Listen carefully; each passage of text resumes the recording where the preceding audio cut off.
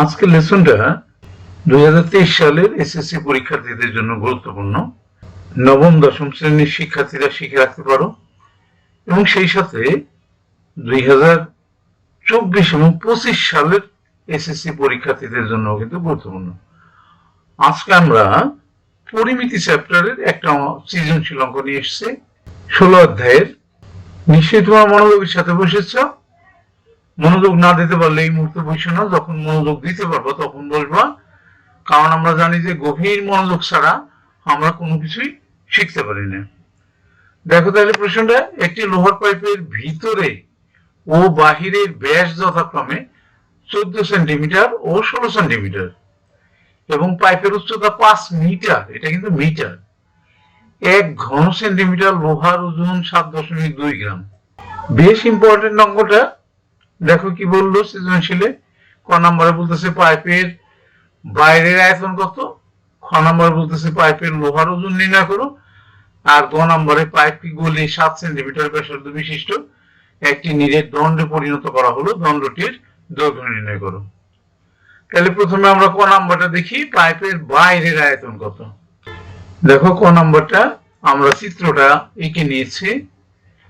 পাইপের বাইরের ব্যাস প্রশ্নের মধ্যে দেওয়া ছিল কিন্তু 16 সেন্টিমিটার। এই যে বাইরেরটা 16 সেন্টিমিটার ব্যাস, এটা বাইরেরটা, এটা ভিতরটা। তাহলে সুতরাং পাইপের বাইরের ব্যাসার্ধ আর বড় আর ধরলাম আমরা। ব্যাসার্ধ মানে ব্যাসকে 2 দিয়ে ভাগ করলে ব্যাসার্ধ হয় 16/2 সেন্টিমিটার বা 8 সেন্টিমিটার। পাইপের উচ্চতা = 5 মিটার। যেহেতু আমাদের ব্যাসার্ধটা সেন্টিমিটারে, তাহলে উচ্চতাটাও কিন্তু আমাদের সেন্টিমিটার নিতে হবে। 5 × 100 = 500 সেন্টিমিটার। পাইপের বাইরের আয়তন, আয়তনের সূত্র থেকে আমরা পাই πr² ঘন একক। তাইলে পায়ের মানটা বসালাম আমরা 3.1416, আর এর মান 8 পাইছিলাম, 8 স্কয়ার, আর এইচ এর মান পাইছি 500, সব মিলিয়ে ঘন সেন্টিমিটার। এটাকে যদি 8 × 8 = 64, তারপর 3.1416 এবং 500 গুণ করি, তাহলে আমাদের আসে, ক্যালকুলেটর দিয়ে গুণ করলে আসে 1000531.2 ঘন সেন্টিমিটার। এটাই কিন্তু উত্তর। ক নম্বরের উত্তরটা কিন্তু আমাদের হয়ে গেল। এবার খ নম্বরের প্রশ্নটা আবারও দেখে আসি। খ নম্বরের প্রশ্নটা, পাইপের লোহার ওজন নির্ণয় করো। তাহলে খ নম্বরের পাইপের লোহার ওজন নির্ণয় করতে হবে। দেখো খ নম্বরে কি বলছে, দেওয়া আছে পাইপের ভিতরের ব্যাসার্ধ, ওই চিত্র থেকে কিন্তু আমরা লিখে দিয়েছিলাম 14, ভিতরের ব্যাস ছিল 14, তাহলে ব্যাসার্ধ হবে আর = 14/2 সেন্টিমিটার, দ্যাট মিন্স 7 সেন্টিমিটার। পাইপের ভিতরের আয়তন, আয়তনের সূত্র আমরা জানি πr² ঘন একক। মানগুলো বসাই দিলাম আমরা। পায়ের মান 3.1416, আর এখানে আর এর মান ছিল কিন্তু 7, এই যে 7 সেন্টিমিটার। এরপরে 500 ঘন সেন্টিমিটার এইচ, তাহলে গুণ করলে 7 × 7 = 49, তারপরে 3.1416, তারপরে 500 গুণ করলে আমরা পাই 76969.2 ঘন সেন্টিমিটার। তাইলে আমাদের চাইছে কিন্তু লোহার ওজন। ক হতে পাই পাইপের বাইরের আয়তনটা বের করে রাখছিলাম কত, 1000531.2 ঘন সেন্টিমিটার। তাইলে পাইপের লোহার আয়তন কত হবে? বাইরের লোহার যে বাইরের আয়তন থেকে ভিতরের আয়তন যদি আমরা বাদ দিই, তাহলে লোহার আয়তনটা রইল, তাহলে এই যে বড়টা থেকে ছোটটা আমরা বাদ দিলাম, থাকলো কি আমাদের 23562 ঘন সেন্টিমিটার। এটা লোহার আয়তনটা পেলাম। এখন 1 গ্রাম লোহার ওজন 7.2 গ্রাম, সেখান থেকে আমরা ওজনটা বের করব। এখন 1 ঘন সেন্টিমিটার লোহার ওজন 7.2 গ্রাম, তাহলে আমাদের ছিল 23562 এত ঘন সেন্টিমিটার লোহার ওজন।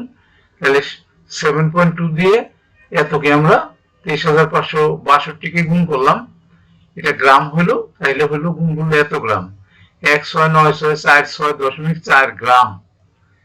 এটাকে যদি আমরা কিলোগ্রাম বানাই, তাহলে 1000 দিয়ে ভাগ করতে হয়।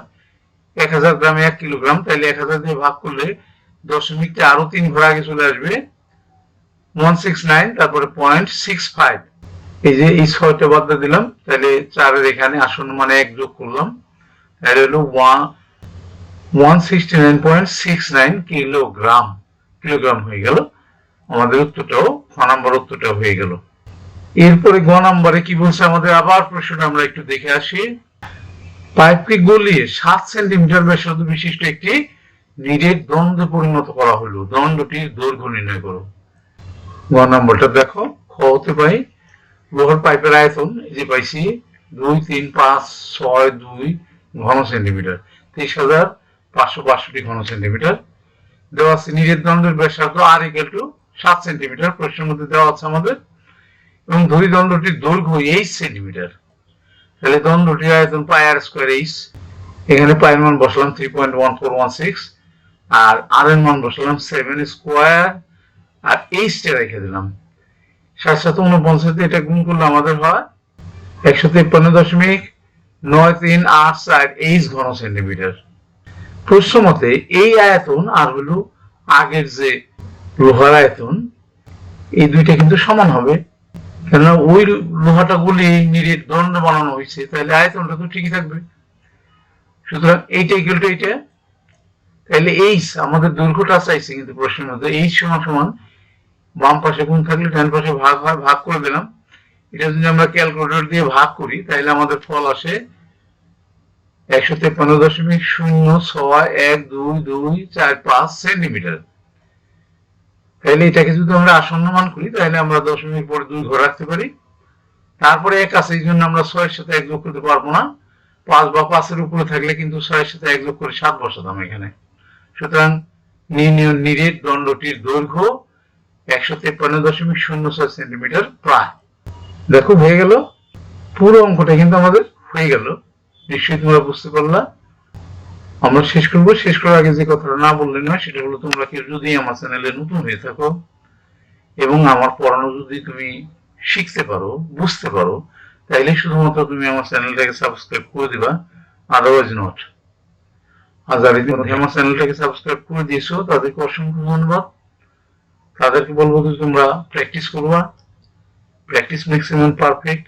যে যত বেশি প্র্যাকটিস করতে পারবা পরীক্ষায় সে তত বেশি ভালো ফলাফল করতে পারবা। এটাই কিন্তু ভালো ফলাফল করার গোপন রহস্য। সুতরাং তোমরা প্র্যাকটিসের মধ্যে থাকবা। ঠিক আছে, thank you for watching, see you next.